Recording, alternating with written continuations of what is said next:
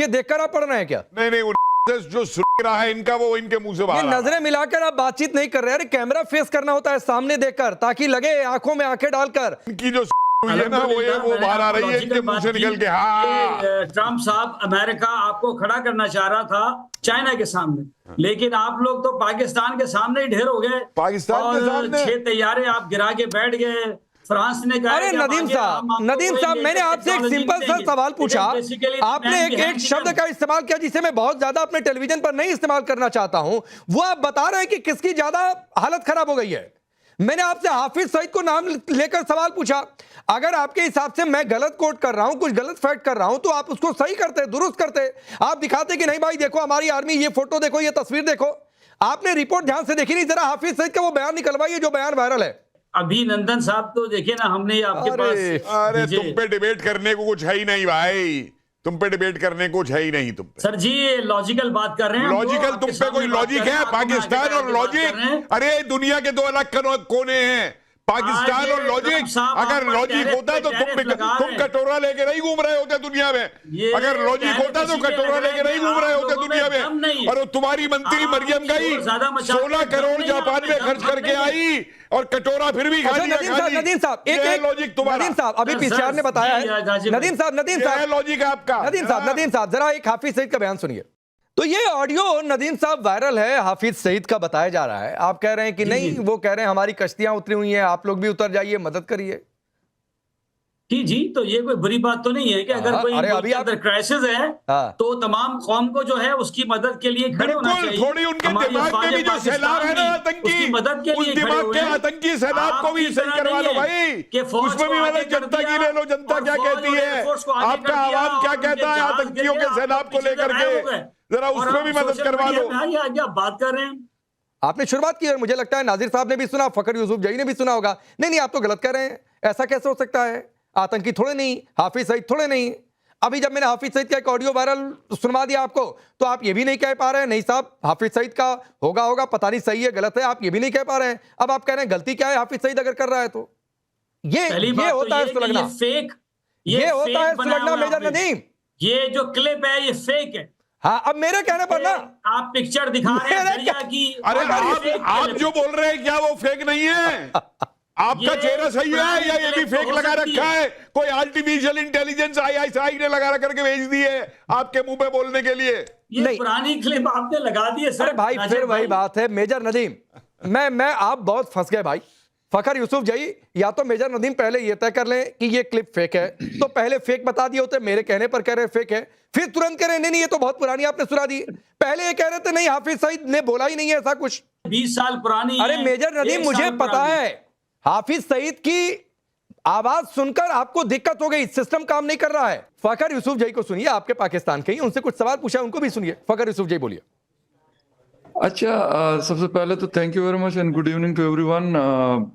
मेरे सीनियर्स बैठे हुए हैं, सीनियर लोग आप सारे बैठे हुए हैं, लेकिन जहाँ तक बात है हाफिज सईद की कि फ्लड में वो हेल्प कर रहे हैं, फ्लड इफेक्टीज की, तो ये मेरा ख्याल मेजर साहब पता नहीं फील्ड में जाते होंगे नहीं जाते होंगे, इनके वजह से फोर्सेस के लोग भी मौजूद है। लेकिन मैं आज सुबह वापस आया हूँ खैबर पुख्तनख्वा से, और सबसे जो मोस्ट अफेक्टेड एरियाज थे, मतलब आई वाज देयर, तो वहाँ पर बिल्कुल मैंने जब इनके लोग देखे तो मैं खुद भी हैरान हुआ हूँ, आपको सच बता दूं। वो वहाँ पे हेल्प कर रहे थे, मतलब इनके डॉक्टर्स भी थे और इनके बाकी लोगों की हेल्प भी कर रहे थे।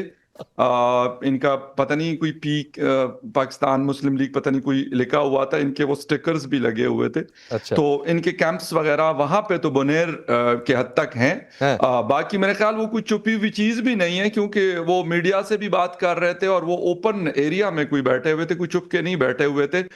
बाकी वो पाकिस्तानी इदारे हैं, उनके लिए वो क्या है क्या नहीं है ये उन्होंने डिसाइड करना है कि वो ये जो फ्लड इफेक्टीज के जो रिलीफ प्रोग्राम है ये कर सकते हैं नहीं कर सकते, अलाउ है नहीं अलाउ, तो ये डिसाइड तो उन्होंने करना है। लेकिन एज ए जर्नलिस्ट मैं ये रिपोर्ट कर रहा हूँ कि मैंने खुद पर्सनली ये चीज देखी है, मैं किसी और की नहीं आपको कोट कर रहा, मैं खुद की बात कर रहा हूँ। तो अच्छा ये एक बात और फखर यूसुफ जई, जो आपने कहा मैं चाहूंगा कि एक बार फिर से आप बताएं कि आपने क्या देखा, क्यों हैरानी हुई, क्या हुआ, जरा एक बार फिर बताइए।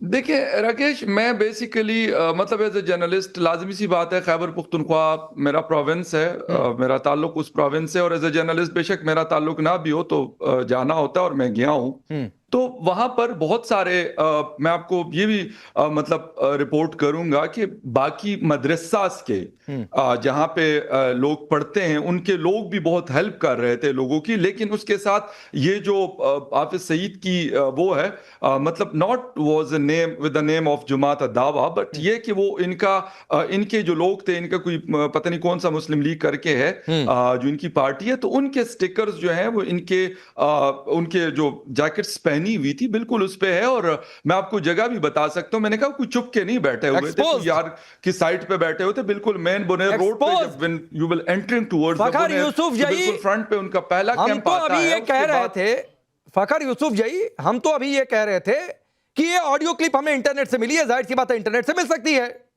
मेजर नदीम के पास खुला ऑप्शन था फैज खान की, आप इसे कह दीजिए वायरल है, लेकिन मेरे पर कह रहे हैं वायरल है।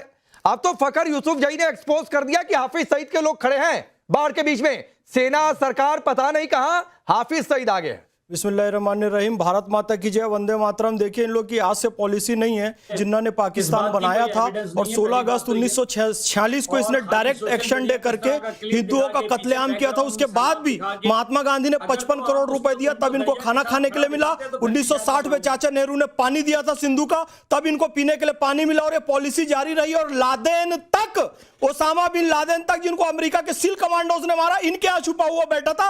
और आज हाफिज सईद बाढ़ राहत कार्यक्रम चला रहा है वहां पर। इनकी सेना नहीं है, इनके नागरिक नहीं है, इनके सिविलियन नहीं है, इनके लोग नहीं है, इनके सोशल वर्कर्स नहीं है, हाफिज सईद जैसा। और ये खुलेआम उसको स्वीकार भी कर रहे हैं, बिल्कुल, क्योंकि लादेन भी इनके हाथ से पकड़ा गया था। और आज इनका आसिफ मुनीर जाकर अमेरिका के तलवे चाट रहा है, वहां पर बंगला ले चुका है, वो डॉलर्स ले चुका है अमेरिका से।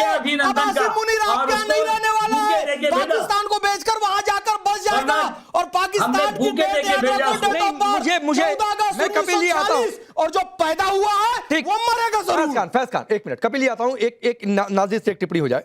ब्रिगेडियर नाजिर, ये बड़ी हैरानी की बात है भाई, मतलब एक यूएन डेजिग्नेटेड टेररिस्ट, उसके लोग खड़े हो जाएं, आपको मिलता कोई नहीं है, फिर आप कहेंगे कि नहीं साहब, भारत अगर बोलता है तो हमारे खिलाफ साजिश है, बोलने की जरूरत है। फखर यूसुफ जई बता रहे हैं कि हैरानी हुई, हाफिज सईद के लोग कर क्या रहे हैं वहां पर। देख लो जरा, मेरी बात गौर से सुनो। बात यह है कि आपके फूलन दीवी क्या थी, एक डाकू थी ना, आपके पार्लियामेंट में आ गई, हाँ, और फिर वो क्या बन गई। दूसरी बात यह आ जाता है कि जहां तक तुम्हारे पास लॉजिक नहीं बचा हुआ है। एक बार सुन लेते हैं ये कितना गिर सकते हैं, एक बार सुनिए जरा, पहले इनका दिमागी असर कितना गिरेगा वो सुनिए। हंसिए लेकिन सुनिए।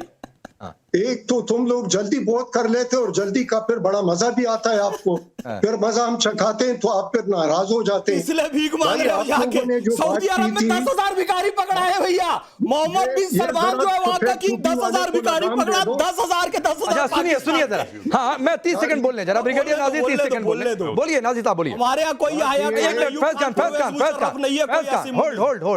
बोलने देते हैं।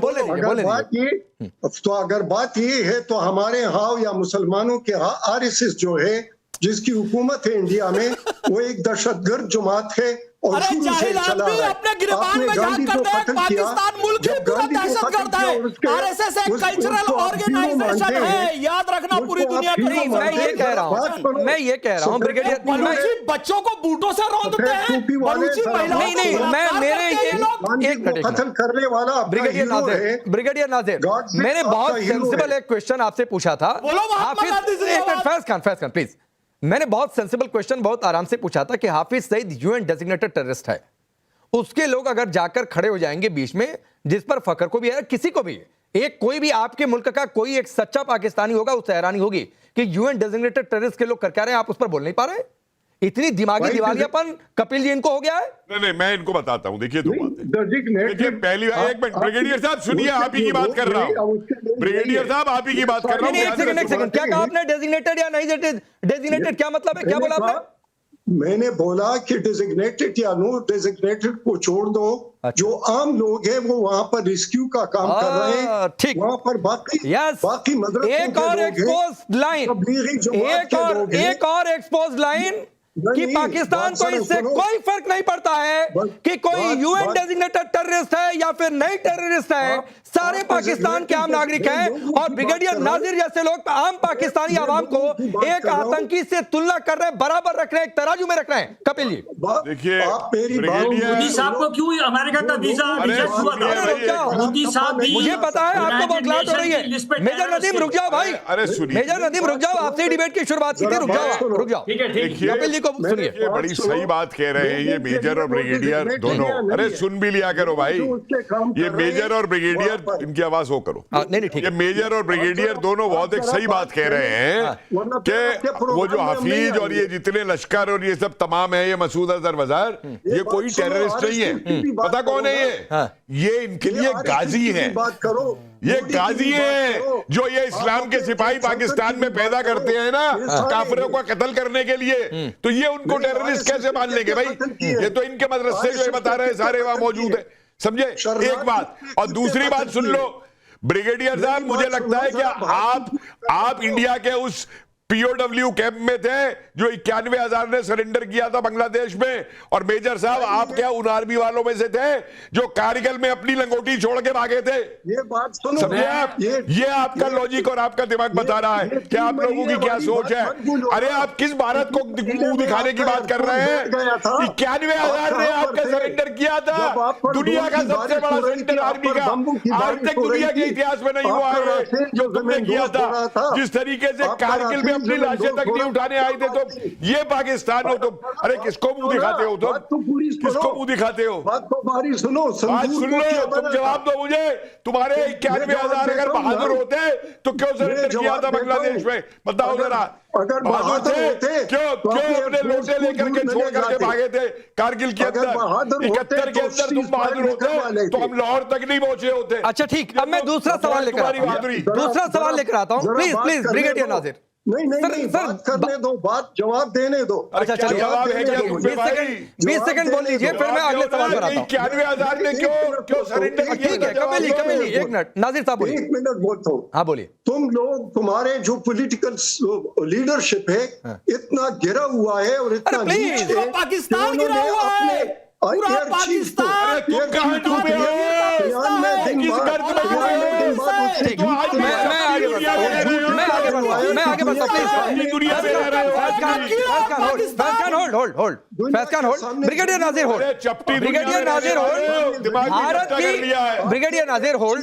सुनिए एक बात मैं आपको बता देता हूँ, ब्रिगेडियर नाजिर प्लीज रेडियो कमेंट्री शांत होइए,